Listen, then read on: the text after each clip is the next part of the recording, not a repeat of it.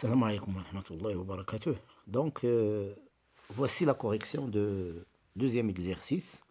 La question donc, choisissez une réponse affirmative ou négative en remplaçant le COI par le pronom lui, leur, à, au, de lui, d'elle,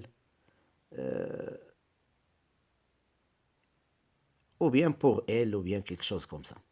Alors, vous avez donc la première phrase. Est-ce qu'il a parlé à son père?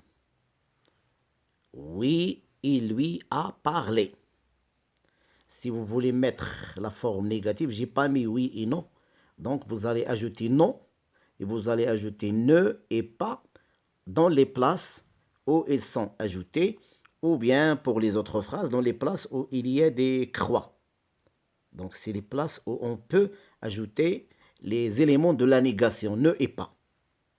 Bien sûr avec un non.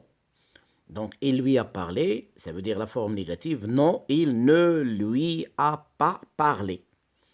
Il ne s'intéresse pas à eux. Il ne s'intéresse pas à eux. Ou bien, il s'intéresse à eux.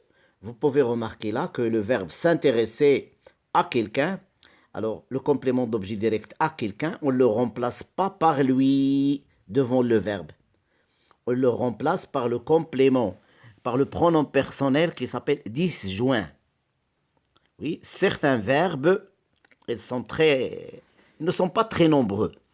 Ils n'admettent pas lui et leur avant le verbe, bien sûr, avant le verbe. Mais ils admettent des pronoms personnels disjoints. Ça veut dire damir munfasil. Oui, comme s'intéresser, tenir à quelqu'un, penser, le verbe penser aussi. Hein, je ne pense pas à elle. Je ne peux pas dire est-ce que tu penses à ta mère. Je ne peux pas dire lui, remplacer ta mère par lui. Pourquoi? Parce que c'est le verbe penser exige un pronom personnel, complément d'objet indirect, disjoint. Ça veut dire placer après le verbe, placer à la place de complément d'objet direct. Donc je ne pense pas à elle. Vous avez encore la quatrième phrase. Avez-vous téléphoné à votre avocat? Je lui ai téléphoné. Donc, avec un oui. Lorsque vous mettez non, non, je ne lui ai pas téléphoné. Donc, remarquez bien avec moi qu'à la forme négative, on met le complément d'objet et l'auxiliaire, ou bien le verbe, entre ne et pas. Oui, regardez bien la phrase suivante aussi. Est-ce que tu ressembles à ta grand-mère? Oui, je lui ressemble. À la forme négative, non, je ne lui ressemble pas. Donc, entre ne et pas, on met le verbe et le complément, ou bien le pronom personnel complément d'objet, direct ou bien indirect. Notez bien ça. La phrase 5, 6 plutôt. Est-ce que tu as souvent pensé à tes amis?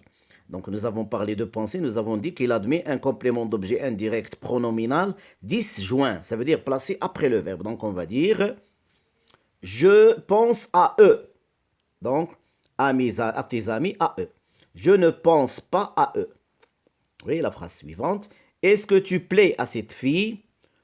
Oui, je lui plais. Non, je ne lui plais pas. Est-ce qu'elle a répondu poliment à ses clientes? Oui, il leur a répondu poliment. Ou bien non, il ne leur a pas répondu poliment. La dernière. Est-ce que tu as encore besoin de ta maman? Oui, j'ai besoin d'elle. Non, je n'ai pas besoin d'elle.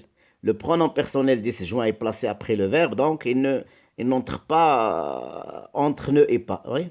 Il n'est pas placé entre ne et pas. Il y a seulement le verbe qui est placé entre ne et pas. Donc voilà donc pour cet exercice et pour cette leçon des pronoms personnels, complément d'objet direct. À bientôt.